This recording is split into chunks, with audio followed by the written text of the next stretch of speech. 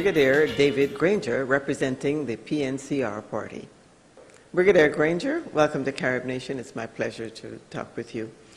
My first question is, why do you want to run for this position? Because Guyana is the state it's in at present. This is the reason why people have asked me to run, because I've never run for political office before, but the situation is so dire at present that they feel there is a requirement for new skills, a new approach, new attitudes, new policies, and they feel that I'm the person to bring those new policies and attitudes to the administration. You say that your campaign slogan is a good life for all Guyanese. That's correct. How do you propose to do that? What would be your focus initially in terms of urgency? Well, the most urgent problem is the public security problem. I think most Guyanese feel that they're not safe in their own homes. They're not safe in Guyana.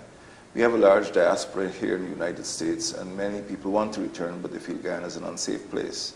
So my first obligation, my first duty is to make sure Guyana is a safe place for investment, for its citizens, and for people to come back home. But apart from public security, my concern is with education. And we've had an enormous collapse over the last decade in public education. Guyana used to be an education nation. I think Guyanese were well known around the world. The present Vice Chancellor of the University of the West Indies is Guyanese. The former President of the Caribbean Development Bank is Guyanese. The former Secretary General of the Commonwealth is Guyanese. And I think we were regarded throughout the Caribbean, throughout the Western Hemisphere, as being an educated and intelligent people. But over the last decade or so, the dropout rate in our primary and secondary schools quadrupled.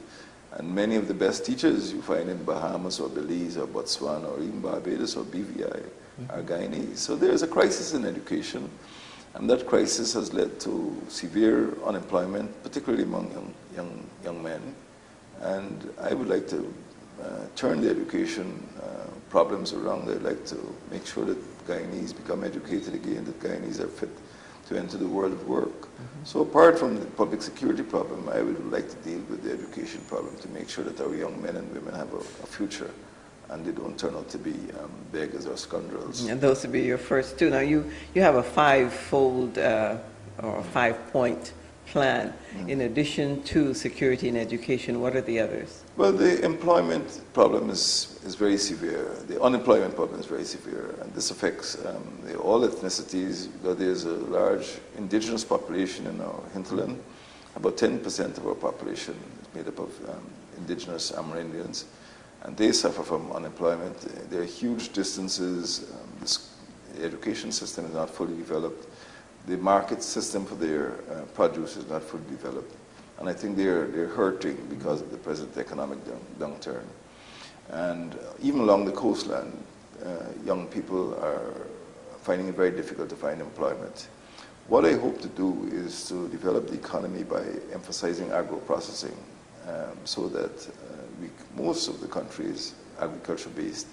And we feel that if people are provided with simple machines, if people are given the quality training that they need, and if people are given the microcredit, they can get involved in their own enterprises, producing food for the market and even for the Caribbean's single market and economy.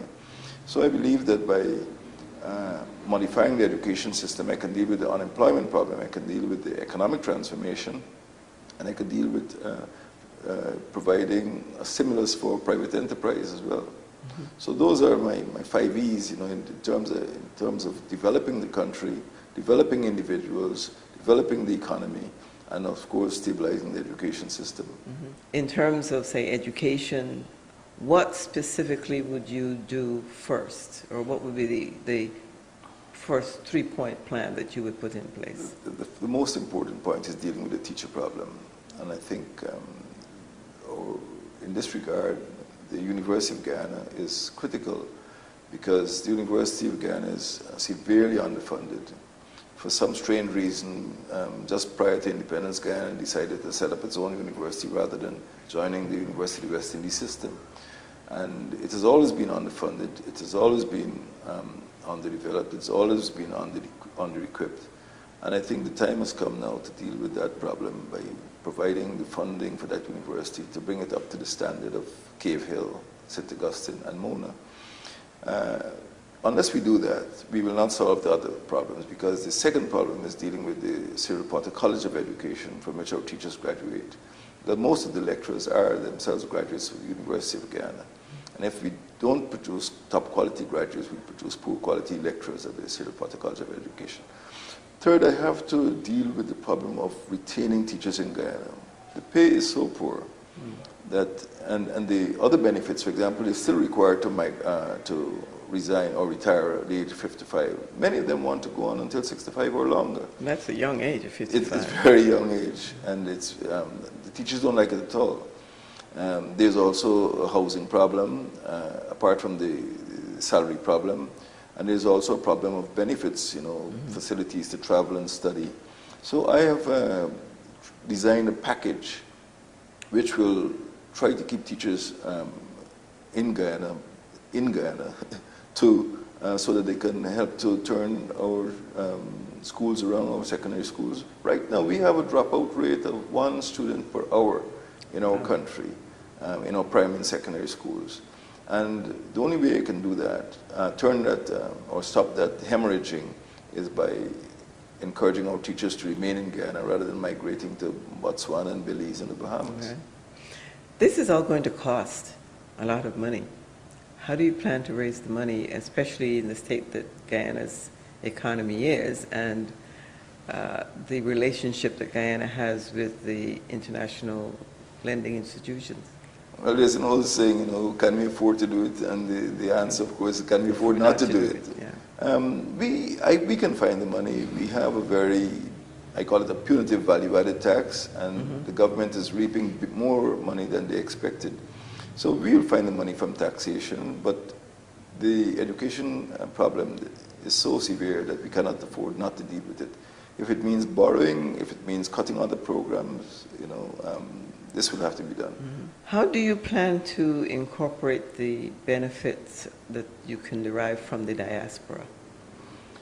Well, as I've always said, that Guyana is a nation divided in two, because our population total is just 750,000, and it is estimated that there are 750,000 Guyanese in the diaspora. So it's one nation divided in 2 continents, half in South America and half in North America.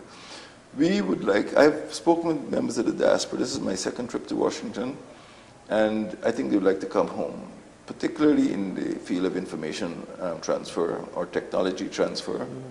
Many of them are prepared to come back home to teach and to work with the administration. Some of them are prepared to invest, some of them are prepared to send equipment. So what I intended to do and what I told them I would do is set up a department of the diaspora, because there's so many of them. That was my next question. Well qualified. But right now they face administrative problems, red tape problems when they try to go home, when they try to invest, and some of them in frustration come back to the United States or Canada and just forget the whole idea of giving service to the country. We last week celebrated our 45th anniversary of independence. I think Barbados itself would celebrate 45th anniversary of independence. And people cannot help but compare the quality of life in the 2 countries. And I think our diaspora still have the memories of what we hoped to do at independence 45 years ago. And I think they're prepared to put their money in investments. I think they're prepared to lend their talents to develop Guyana. So I intend to make it easy for them by creating this special department so that they can come back without the hassle, without the frustration and aggravation, to help in our university, to help in our teaching system, and to help in developing our economy. Moving on to the perception. There is a perception, I gather, that the PNCR is disorganized or not as ready for this election. There's also the perception that there's a division. We know that we have the ethnic voting process or style of Guyana, where the Indians are more likely to vote for the PPP and African Guyanese for the PNCR, or any other. The AFC, one of the other parties that is supposedly a counterpart, they have expressed the feeling that they're not welcome, that there's a divide in thinking between the PNCR and the AFC. Can you address those issues and set the record for us? Well, on the first question, the PNC is more united now than it has been over the last 5 years. We had a primary election process, which is the first time it was used in Guyana. It's the only party that has had a primary process.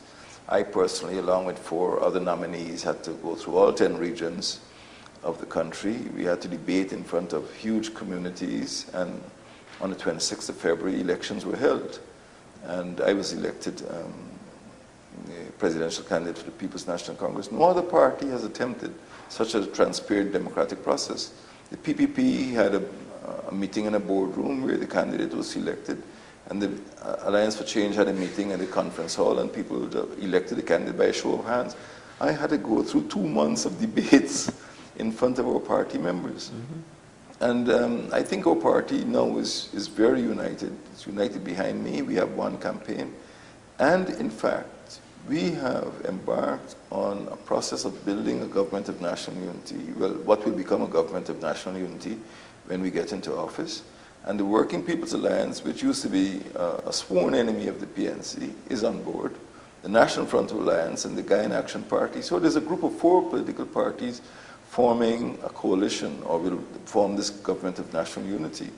We have agreed on a joint manifesto, we've agreed on a joint campaign, we've agreed on a joint launch, and this will happen during this month of June. Mm-hmm. As far as the Alliance for Change is concerned, we have kept the door open. We have not shut the door to the Alliance for Change. We have not shut the door to the Guyana People's Partnership. So have you made a formal introduction or invitation to them? That is correct, and they have made a formal rejection. Mr. Kemraj Ramdatan, the presidential candidate for the Alliance for Change, has said he will not join an alliance with the People's National Congress. The other parties, the Guyana People's Partnership, they joined us for talks and then they pulled out. Mm. But I've made it clear that the door is open to other parties. So I'm not sure that it is accurate to say that we are keeping them out. They're keeping themselves out. Mm-hmm. We feel that after over 57 years of democratic politics in Guyana, the Guyanese people are fed up of one-party rule, and they want to see a front, they want to see a movement, they want to see a coalition that represents the interests of a broad cross-section of the Guyanese people, business elements, ethnic elements, geographically diverse elements, occupational differences, all these things. They want to see labor unions. People want change. Mm-hmm. And I think our coalition, our proposed coalition, will attract a wide cross-section of people into our ranks. And I think the parties which are staying by themselves will remain by themselves.